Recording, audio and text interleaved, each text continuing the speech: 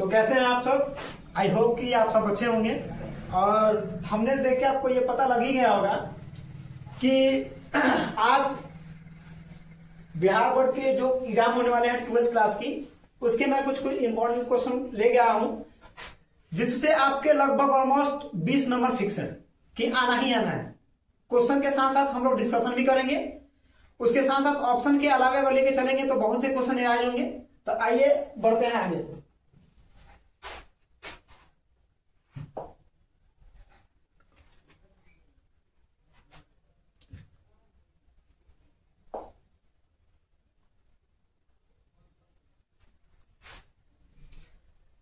तो सबसे पहले बात करता हूं मैं फर्स्ट क्वेश्चन की। फर्स्ट क्वेश्चन देखते हैं कौन है क्या चीज कि निम्नलिखित में कौन अक्रिस्टलीय ठोस का उदाहरण है।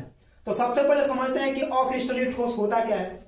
अक्रिस्टलीय ठोस का सीधा साधा मतलब यह है कि अगर किसी ठोस में किसी प्रकार की व्यवस्था नहीं पाई जाती है, उसको हम कहते हैं क्या चीज अक्रिस्टलीय ठोस। अब आते हैं ऑप्शन पर। ऑप्शन आपके सामने है NaCl, ZnS, कांच और क्या चीज SiC। NaCl 100% होने इसमें किसी ना किसी प्रकार की क्षमता पाई जाएगी, ZnS में भी पाई जाती है। तो इसका आंसर हम टिक करेंगे किसको, कांच को। इसका आंसर क्या होगा, सी, ऑप्शन नंबर सी यानी कि कांच। बात करते हैं नेक्स्ट क्वेश्चन की। नेक्स्ट क्वेश्चन है हमारे सामने कि निम्नलिखित में से कौन क्रिस्टलीय ठोस है। तो सबसे पहले जान लेते हैं क्रिस्टलीय ठोस के बारे में कि क्रिस्टलीय ठोस होता क्या है। तो क्रिस्टलीय ठोस वह ठोस जिसमें एक खास प्रकार की त्रिविमीय व्यवस्था पाई जाती है। तो बात करते हैं ऑप्शन नंबर फर्स्ट हीरा, ऑप्शन नंबर सेकंड की बात करेंगे तो कांच, और थर्ड की बात करेंगे तो क्या चीज रबर। ऑप्शन नंबर डी दे रखा है हमारे सामने क्या चीज उपरोक्त सभी। तो अभी मैंने डेफिनेशन आपको बताया क्या चीज कि वैसा ठोस जिसमें एक खास प्रकार की त्रिविमीय व्यवस्था पाई जाती है, उसको हम कहते हैं क्या चीज क्रिस्टलीय ठोस। बात करेंगे हीरा की, तो हीरा में संरचना पाई जाती है, इसलिए इसका आंसर जो जाएगा वो हो जाएगा क्या चीज हीरा। बात करते हैं नेक्स्ट क्वेश्चन की। तो क्वेश्चन दे रखा है कि HCP एकक कोष्ठिका होना चाहिए। यहां क्वेश्चन में प्रिंटिंग मिस्टेक है। क्वेश्चन होना चाहिए क्या चीज कि HCP एकक कोष्ठिका में परमाणुओं की संख्या है। तो इसको अगर हम नहीं भी जानते होंगे तो भी इस क्वेश्चन को हम आसानी से बना सकते हैं। कैसे, तो इसके फुल फॉर्म से बात करेंगे हेक्सा। हेक्सा का मतलब होता है 6, इसका आंसर जाएगा बी यानी कि बोले तो 6। बात करते हैं नेक्स्ट क्वेश्चन की कि BCC इकाई सेल में मुक्त खाली जगह का प्रतिशत है। तो यहां 34% आपका नहीं होगा,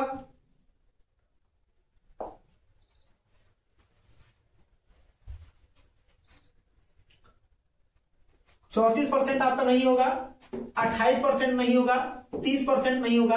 तो सीधे सामने हमारे पास रहा है क्या चीज, एक वो है क्या चीज 32%। इसका आंसर जाएगा ए, बोले तो कितना 32%। बात करते हैं नेक्स्ट क्वेश्चन की। कह रहा है क्या चीज क्वेश्चन कि निम्नलिखित में कौन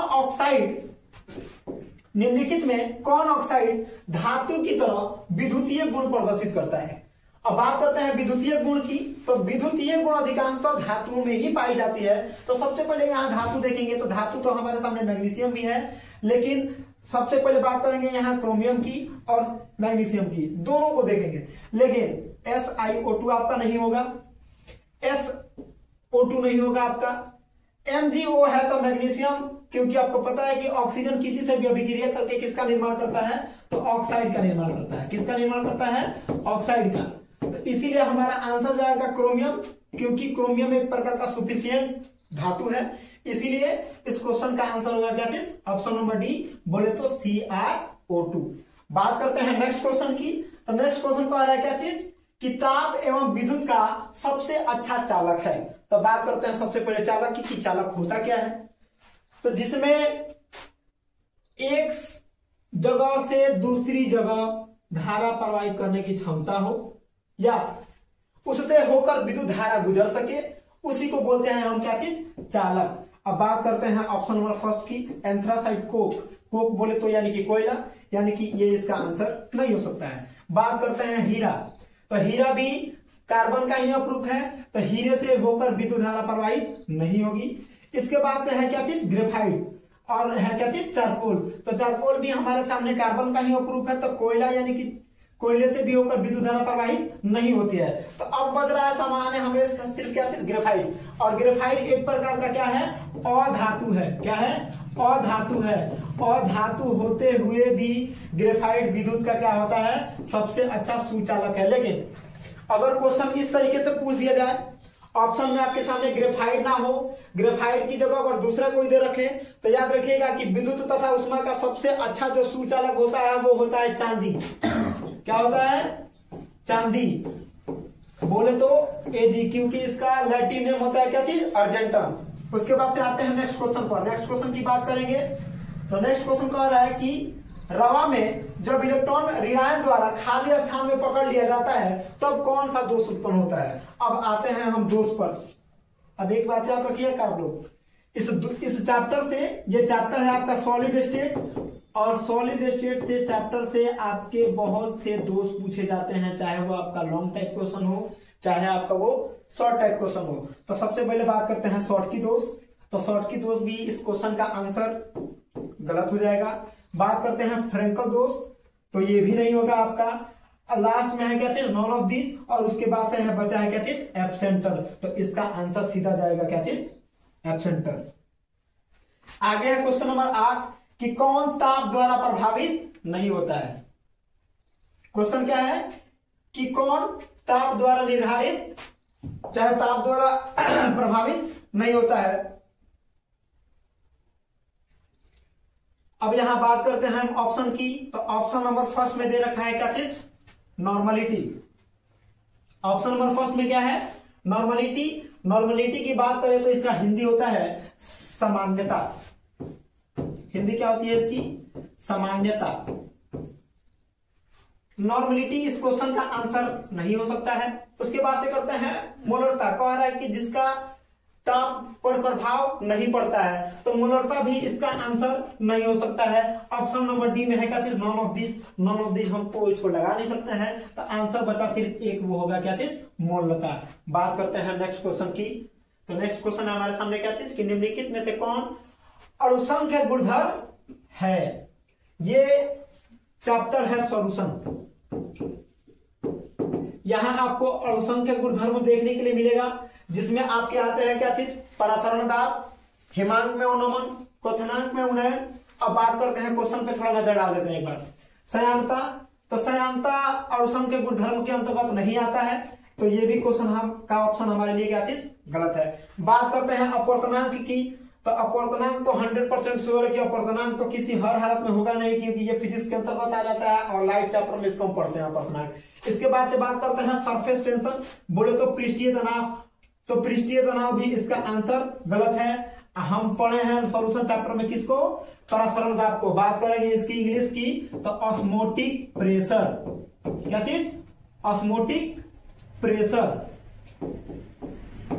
तो इसका सटीक आंसर किसको जाएगा, तो ऑप्शन नंबर डी, क्या चीज, परासरण दाब। बात करते हैं नेक्स्ट क्वेश्चन की। तो नेक्स्ट क्वेश्चन हमारे सामने है कि मोललता प्रदर्शित होती है। इसका सीधा साधा मतलब यह है, क्वेश्चन का पूछने का मतलब कि आप मोललता का मात्रक बताएं। क्वेश्चन का कहने का मतलब क्या है कि मोललता का मात्रक क्या होता है। तो बात करते हैं मोललता की मात्रक की। तो ग्राम प्रति लीटर नहीं हो सकता है इसका, यानी कि ये भी आंसर क्या है, गलत है। बात करते हैं सेकंड नंबर ऑप्शन की कि लीटर प्रति मोल। अब मोल की बात करते हैं तो मोल के बारे में थोड़ा सा चीजों को जान लेते हैं कि मोल क्या होता है। तो आपको पता होगा कि पदार्थ की जो मात्रा होती है, क्या चीज, पदार्थ की मात्रा, इसका मात्रक होता है क्या चीज, मोल। इसका मात्रक क्या होता है, मोल। तो यहां लीटर प्रति मोल दे रखा है, तो ये भी आंसर हमारा क्या हो जाएगा, गलत। बात करते हैं नेक्स्ट क्वेश्चन की। तो नेक्स्ट क्वेश्चन में है क्या चीज, मोल प्रति लीटर। अब बात कर रहे हैं मोललता, तो मोललता भी नहीं हो पाएगा।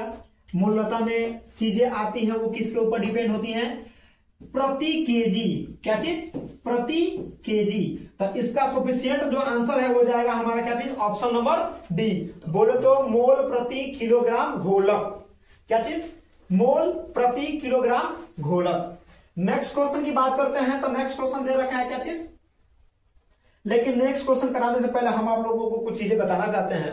जैसे देखिए, सबसे पहले पेपर में आप क्वेश्चन के ऑप्शन को काटना सीख जाइए कि ये इसका आंसर नहीं होगा, ये इसका आंसर नहीं होगा। इस तरीके से फायदा ये होगा कि आप 50% पहले ही हल कर लीजिएगा। कितना परसेंट? 50% पहले ही आपका हल हो जाएगा। उसके बाद से हम आसानी से चीजों को क्या कर सकते हैं, बना सकते हैं। अब कोई भी क्वेश्चन टॉप नहीं लगा, क्योंकि आपके पेपर में आपको पता है कि 70 क्वेश्चन है। कितना क्वेश्चन है बाबू? 70 में से बनाना कितना है? 35। अब ई नहीं करेंगे हम कि पेपर को देखते देखते पहले ही से बनाना शुरू कर देंगे। बनाना शुरू करेंगे तो वहां मिस्टेक हो जाएगा। तो सबसे पहले देख लीजिएगा कि जो आंसर आपको पहले पता है उसी को पहले टिक कीजिएगा और OMR बढ़िया से भरने का प्रयास कीजिएगा, क्योंकि पूरा परीक्षा OMR पर ही डिपेंड है। सही भरिएगा तभी आपको नंबर मिल पाएगा। ठीक है, तो आइए बात करते हैं नेक्स्ट क्वेश्चन की। नेक्स्ट क्वेश्चन क्या कह रहा है कि निम्नलिखित में से कौन आदर्श बिलियन का अभिलक्षण है? क्वेश्चन क्या कह रहा है बाबू कि निम्नलिखित में से कौन आदर्श बिलियन का लक्षण है? ऑप्शन नंबर फर्स्ट है आपके सामने क्या चीज? राउल्ट के नियम का पालन करते हैं। ऑप्शन नंबर बी है आपके सामने क्या चीज? राउल्ट के नियम का पालन नहीं करते हैं। ऑप्शन नंबर थर्ड की बात करते हैं, ए यानी कि ए और बी दोनों। इसका कहने का मतलब है कि राउल्ट के नियम का पालन भी करते हैं और राउल्ट के नियम का पालन नहीं भी करते हैं। अब बात करते हैं ऑप्शन नंबर डी की, नॉन ऑफ दीज। ई बबुआ तुम्हारा हमेशा पेपर में मिलेगा नॉन ऑफ दीज। एक थोड़ा सा ध्यान में रखना, कहीं भी क्वेश्चन को देखते ही ना कि अगर ना समझ में आए तो नॉन ऑफ दीज टिक करने की जरूरत नहीं है। सबसे पहले क्वेश्चन को कट आउट करने का प्रयास करना है। उसके बाद से बता रहे हैं कि एक छोड़ दीजिएगा नॉन ऑफ दीज को। तो आते हैं थोड़ा ऑप्शन नंबर फर्स्ट पर। तो ऑप्शन नंबर फर्स्ट क्या है कि राउल्ट के नियम का पालन करता है। ऑप्शन नंबर बी हमारे सामने क्या है? राउल्ट के नियम का पालन नहीं करता है। अब क्वेश्चन देख रहे हैं कि क्या हो जाएगा, निम्नलिखित में से कौन आदर्श बिलियन का विलक्षण है? तो जो राउल्ट के नियम का पालन करता है वही होता है आदर्श बिलियन। याद रखिए, तुमको हम पढ़ाए होंगे क्लास में।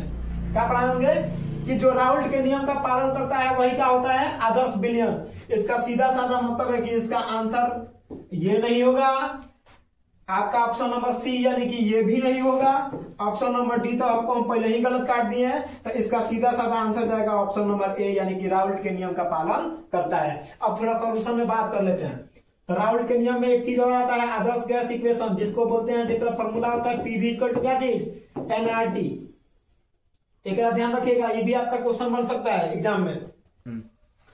बात करते हैं क्वेश्चन नंबर कितना? 12। कह रहा है क्या चीज कि निम्नलिखित में से कौन सा अणुसंख्य गुणधर्म नहीं है? तो अब ये पिछला क्वेश्चन में हम बताए थे कि अणुसंख्य गुणधर्म कौन कौन सा होता है। यहाँ क्वेश्चन आपके सामने कहा गया कि नहीं होता है, चाहे नहीं है।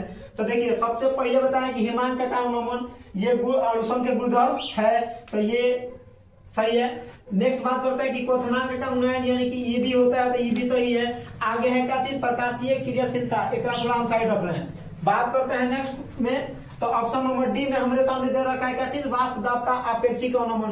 तो ये तीनों अभी आपको बताया है कि ये तीनों का तीनों क्या होता है? अणुसंख्य गुणधर्म होता है। तो जब भाई तीनों का तीनों हो जाएगा तो आंसर हमारा जाना चाहिए क्या चीज? ऑप्शन नंबर सी यानी कि प्रकाशीय क्रियाशीलता। अभी बताएं कि प्रकाश जो पढ़ना होता है हमको फिजिक्स में पढ़ना होता है। अब फिजिक्स में ये सब चीज मिलता है, तो केमिस्ट्री में इंक्लूड है। तो सीधा साधा आंसर देख के पता लग जाना चाहिए कि इसका आंसर ये सही है, क्योंकि पूछ रहा है क्या चीज? नहीं। तो जब क्वेश्चन निगेटिव पूछा है तो आंसर भी हमको निगेटिव ही के हिसाब से देना है। बात करते हैं नेक्स्ट क्वेश्चन की। तो नेक्स्ट क्वेश्चन है क्या चीज कि ऊंचे पहाड़ पर जल का क्वथनांक कम हो जाता है क्योंकि? अब इसका कारण देना है। तो कारण में ऑप्शन में क्या दिया है कि वायुमंडलीय दाब कम होता है। ऑप्शन नंबर बी हमारे सामने क्या है? तापक्रम कम होता है। ऑप्शन नंबर सी है क्या चीज? दबाव अधिक होता है। ऑप्शन नंबर डी है क्या चीज? अधिक दबाव, चाहे अधिक वायु। सॉरी, आपको बताएं हम कि सबसे पहले सुफिशियंट आपके लिए होगा क्या चीज कि ऑप्शन को आप काटना सीखिए। काटना सीख जाइएगा तो समझ लीजिएगा आपका 50% क्वेश्चन वहीं पे सॉल्व हो गया। जैसे कह रहा है कि ऊंचे पहाड़ पर जल का क्वथनांक कम हो जाता है क्यों? तब अगर क्यों कह दिया तो आपको पता है कि ये होगा अगर तो वायुमंडलीय दाब के चलते ही होगा। किसके चलते होगा? वायुमंडलीय दाब के चलते ही होगा, क्योंकि ये सब आप पढ़ते आ रहे हैं कि वायुमंडलीय दाब के ही चलते ये सब चीजें होती हैं। तो हमारा ये तापक्रम तो हो ही नहीं सकता है। कह रहा है कि अधिक आयु वायु, तो इसका कोनो मतलब नहीं है। अब ऑप्शन हमारे सामने बच गया क्या चीज? वायुमंडलीय दाब।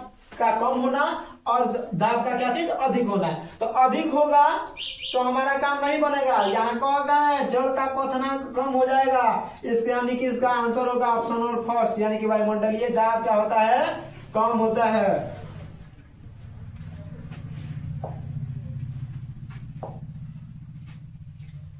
बात करते हैं नेक्स्ट क्वेश्चन की। तो नेक्स्ट क्वेश्चन एकदम बहुत इजी है, एक तू लोग देखते देखते बना सकता है। कैसे? तो क्वेश्चन में क्या पूछा है कि एक फैराडे, क्वेश्चन क्या है क्वेश्चन नंबर 14 कि एक फैराडे बराबर है ऑप्शन नंबर फर्स्ट 9650 है। सी जो दिया है ना ये बबुआ कूलम है, क्या है, कूलम है। जितना ऑप्शन सी है सबका सबका दिया है, कूलम दिया, लास्ट में नॉन ऑफ दीज को साइड कीजिए। तो आपको पता है कि एक फैराडे बराबर कितना होता है, तो 96,500 कूलम। तो हमारा ये तो देखते देखते आंसर मार देना चाहिए जिला जी की, कितना होगा आंसर 96,500 कूलम। बात करते हैं नेक्स्ट क्वेश्चन की। तो नेक्स्ट क्वेश्चन क्या है, क्या चीज कि फैराडे के द्वितीय, क्या चीज, द्वितीय विद्युत विच्छेदन नियम संबंधित है। क्वेश्चन क्या है कि फैराडे के, क्योंकि फैराडे का विद्युत विच्छेदन का 2 नियम है। क्वेश्चन में क्या पूछा है कि फैराडे के द्वितीय विद्युत विच्छेदन नियम संबंधित है। तो एक सीधा साधा आपको पता होना चाहिए कि आप पढ़ रहे हैं। तो धनायन परमाणु संख्या से हमारा कोनो मतलब नहीं है। उसके बाद से ऑप्शन नंबर सेकंड है क्या चीज की ऋणायन परमाणुओं से। हम आपको बतैले थे कि विद्युत विच्छेदन का जो नियम है वो समतुल्य भार पर आता है, किस पर, समतुल्य भार पर। तो इसका मतलब है कि इसका सीधा साधा आंसर देना चाहिए ऑप्शन नंबर सी, यानी कि सी इसका क्या है, करेक्ट आंसर है। यानी कि विद्युत अपघटन के समतुल्य भार से। बात करते हैं नेक्स्ट क्वेश्चन की। अब देखो जितना क्वेश्चन हम लेके आए ना वो क्वेश्चन में तुम लोग याद रखना कि टोटल एक क्वेश्चन के ऑप्शन से अगर हम कर रहे हैं चीजों को तो आगे बहुत सा आंसर बना सकते हैं, उससे क्लियर हो जाना चाहिए। अब बाकी कोनो डाउट लगे तो आप पूछ सकते हैं बाद में। अब आते हैं नेक्स्ट क्वेश्चन, क्वेश्चन नंबर कितना 16। क्या दिया है कि गैल्वेनिक सेल में एनोड है, क्या है, गैल्वेनिक सेल में एनोड है। तो गैल्वेनिक सेल में पता है कि एनोड क्या होता है, ऋणात्मक इलेक्ट्रोड होता है। तो इसका आंसर सही का होगा ऑप्शन नंबर फर्स्ट, यानी कि ऋणात्मक इलेक्ट्रोड। आगे बात करते हैं क्वेश्चन नंबर 17। क्या है कि एक शून्य कोटि की अभिक्रिया A+B, क्या है क्वेश्चन कि एक शून्य कोटि की अभिक्रिया A+B C के लिए दर पूछ रहा है। दर का मतलब कि रेट पूछ रहा है, क्या पूछ रहा है, रेट। एकरा तो हम देखते देखते बना देंगे। क्या है कि रेट पूछ रहा है, अब किस कोटि की पूछ रहा है, शून्य कोटि। तो जेकरा पावर में शून्य शून्य होगा उतने देख के टिक करेंगे। तो देखो ऑप्शन नंबर फर्स्ट की बात करते हैं तो यहाँ A के पावर 0 है और यहाँ भी B का पावर क्या है, 0 है। सबसे पहले काटेंगे ऑप्शन को, ऑप्शन काटना बताए हम आपको। तो ऑप्शन काटेंगे तो यहाँ 1 है एक पावर में, यानी कि 20 का आंसर नहीं होगा। बात करते हैं ऑप्शन नंबर सी की। तो सी में आपको देखिए यहाँ 0 है लेकिन यहाँ क्या दिले है, 1 दिले है। तो यहाँ भी हमारा ई भी ऑप्शन नहीं होगा। क्या है कि ऑप्शन में क्या दिया है, 1। अब बात करते हैं ऑप्शन नंबर डी की। तो ऑप्शन नंबर डी में क्या है कि अब पावर में यहाँ भी दिले है क्या चीज, 1। तो अभी ये बताएं कि शून्य कोटि की अभिक्रिया पूछ रहा है तो हमको देखना क्या है, शून्य। देखो यह ऑप्शन में है शून्य। तो एक तो देखते देखते जो ना करना यो पता होगा वो मार देगा कि अगर ऑप्शन नंबर क्या होगा, फर्स्ट। क्लियर। बात करते हैं नेक्स्ट क्वेश्चन की। क्वेश्चन नंबर 18 कह रहा है कि किसी अभिक्रिया में उत्प्रेरक क्या है, चाहे उत्प्रेरक का कार्य क्या होता है। तो उत्प्रेरक के बारे में जान लेते हैं। सबसे पहले बात करते हैं किसकी, कैटालिस्ट की। किसकी, कैटालिस्ट की। उत्प्रेरक को इंग्लिश में क्या बोलते हैं, कैटालिस्ट। और कैटालिस्ट का काम क्या होता है, तो अभिक्रिया को बढ़ाने का काम करती है। तो ऑप्शन देखिए, ऑप्शन नंबर फर्स्ट में क्या दिया है कि अभिक्रिया की गति को क्या करता है, घटाता है। अभी हम बताएं कि उत्प्रेरक का काम होता है अभिक्रिया को क्या करना, बढ़ाना।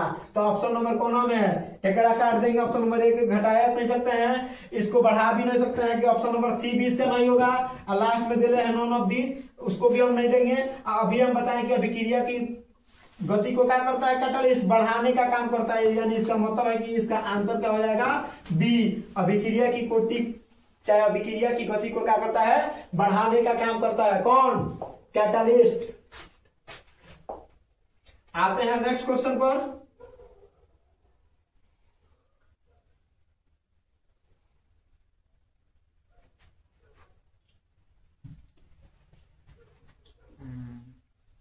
डाउन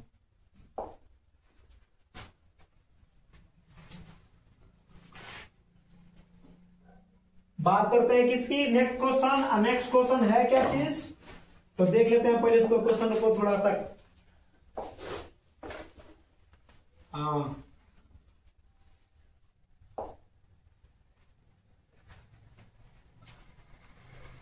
बात करते हैं कितना, क्वेश्चन नंबर 19। कह रहा है क्या चीज कि प्रथम कोटि की अभिक्रिया के लिए टी हाफ, एक क्या बोलते हैं, टी हाफ। अगर हिंदी की बात करें तो हिंदी में पढ़ते होंगे इसको हम क्या चीज, अर्ध आयु काल। क्या पढ़ते हैं, अर्ध आयु काल। बोले तो हाफ लाइफ पीरियड, क्या बोलते हैं, हाफ लाइफ पीरियड। तो कह रहा है कि टी हाफ का मान होता है, तो हमें तो देखते देखते ही मार देना चाहिए, क्योंकि बहुत ही इजी सवाल है, जो ना पता होगा वो भी मार देगा। देखो बताए होंगे मान तुमको कितना कि टी हाफ की जो वैल्यू होती है वो होती है कितनी, तो 0.693 अपॉन में क्या चीज के। देखो तो कौन ऑप्शन में है, तो ऑप्शन नंबर बी हमारे सामने दिख रहा है, क्या चीज 0.693 अपॉन क्या चीज के। तो इसका आंसर जो होगा वो क्या हो जाएगा, बी नंबर 0.693 अपॉन क्या चीज के। बात करते हैं नेक्स्ट क्वेश्चन की। तो नेक्स्ट क्वेश्चन है क्या चीज कि अभिकारक अणुओं को उत्पाद में परिवर्तित होने के लिए आवश्यक न्यूनतम ऊर्जा की आवश्यकता होती है, उस ऊर्जा को हम क्या कहते हैं। अब देखिए यहाँ पूछ दिया कि ऊर्जा के बारे में, तो ऊर्जा आप पढ़े इस चैप्टर में तो दो चीज आपको मिलता है, एक होता है थ्रेशोल्ड एनर्जी। क्या होता है, थ्रेशोल्ड एनर्जी।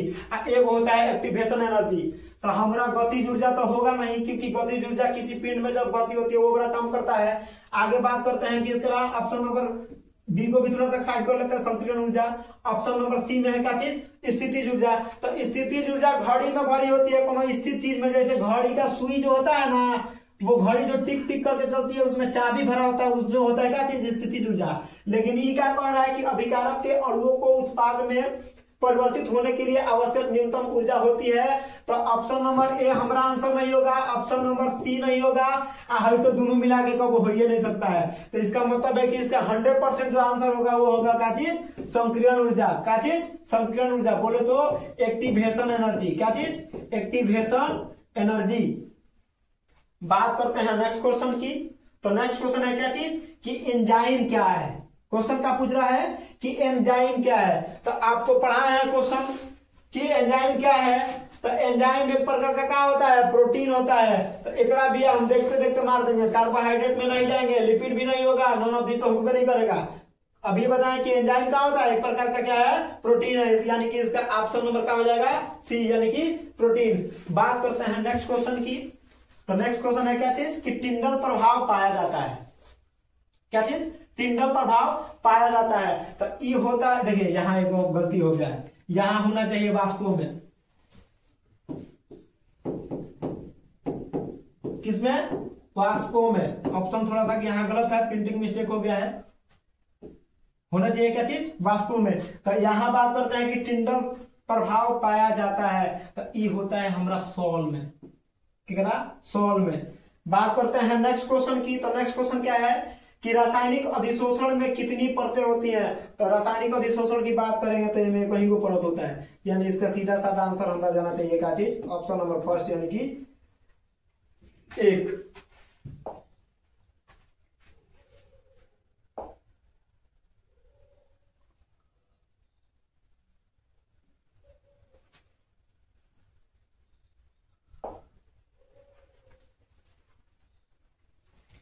अब आते हैं नेक्स्ट क्वेश्चन पर। तो नेक्स्ट क्वेश्चन हमारे सामने क्या है कि दूध निम्नलिखित में से किसका उदाहरण है। क्वेश्चन क्या पूछ रहा है कि दूध निम्नलिखित में से किसका उदाहरण है। तो आपको याद रखिएगा, यह निलंबन लिख रखा है। निलंबन बोले तो आप इसका नाम सुने होंगे इंग्लिश में, सस्पेंशन। क्या चीज नाम सुने होंगे, सस्पेंशन। बोले तो देखते नहीं है, बच्चा सबको पिलाने के लिए दवा आता है, ऊपर पर लिखा होता है सस्पेंशन। क्या लिखा होता है, सस्पेंशन। हिंदी में बोलते हैं क्या चीज, निलंबन। तो क्वेश्चन क्या पूछ रहा है कि दूध निम्नलिखित में से किसका उदाहरण है। तो निलंबन तो होगा नहीं, क्योंकि अभी बता दिए कि सब बच्चा को जो दवा दिया जाता है ऊपर पर लिखा होता है कि लिक्विड फॉर्म में होता है। सॉल्व अभी बताए, सॉल्व नहीं हो सकता है इसका, नॉन ऑफ दिस को साइड रखेंगे, यानी कि इसका आंसर ऑप्शन नंबर क्या बच रहा है हमारे सामने, ए, यानी कि इसका सबसे बढ़िया यानी कि सफिशिएंट आंसर जो होगा हो जाएगा चीज पायस। उसके बाद से बात करते हैं नेक्स्ट क्वेश्चन की। और नेक्स्ट क्वेश्चन और ये लास्ट क्वेश्चन है आज इस क्लास का। क्वेश्चन नंबर बात करते हैं 25 की। कह रहा है कि निम्नलिखित में से कौन लायोफिलिक कोलाइड है, नहीं है, सॉरी। क्या पूछ रहा है क्वेश्चन में कि निम्नलिखित में से कौन लायोफिलिक कोलाइड नहीं है। अब देखिए कोलाइड की बात करते हैं, कोलाइड का बहुत प्रकार होता है। लायोफिलिक होता है क्या चीज, उसके साथ साथ लायोफोबिक भी होता है। तो थोड़ा सा यहाँ बात कर लेते हैं लेकिन उससे पहले वो चीज हम आपको दिखाएंगे, उससे आप इसका आंसर आसानी से लगा सकते हैं। लेकिन देखिए यहाँ दे रखा है ब्लड, यहाँ दे रखा है कुहासा, यहाँ दे रखा है गोंद, उसके बाद से दे रखा है क्या चीज, दूध।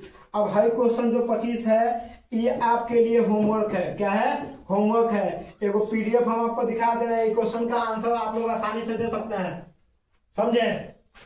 इससे 100% श्योर है कि 25 को क्वेश्चन हम लोग किए हैं। आज कितना क्वेश्चन किए हैं, 25 क्वेश्चन। 25 क्वेश्चन में से मैं आपको वादा करता हूं कि कम से कम आपको पेपर में इससे रिलेटेड आपको कम से कम 20 क्वेश्चन देखने के लिए मिल जाएगा। लेकिन कब, जब बढ़िया से पढ़िएगा तब। अब देख लो, यहां दे रखा है क्या चीज, कोलाइड का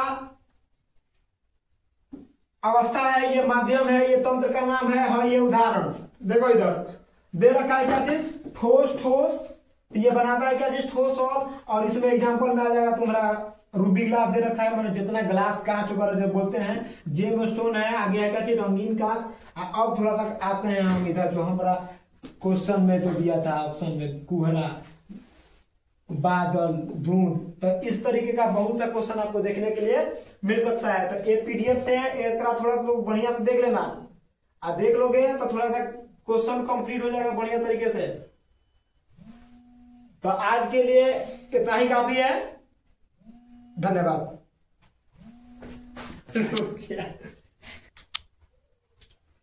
अगर वीडियो आपको अच्छा लगा हो तो वीडियो को लाइक कीजिए, और हमारे पीहू क्लासेस के नाम से चैनल होगा आपके पास, उसको सब्सक्राइब कीजिए, और उसके साथ साथ अपने दोस्तों के पास शेयर कीजिए, ताकि वो भी बढ़िया तरीके से पेपर अपना क्या करें, बना पाए। धन्यवाद।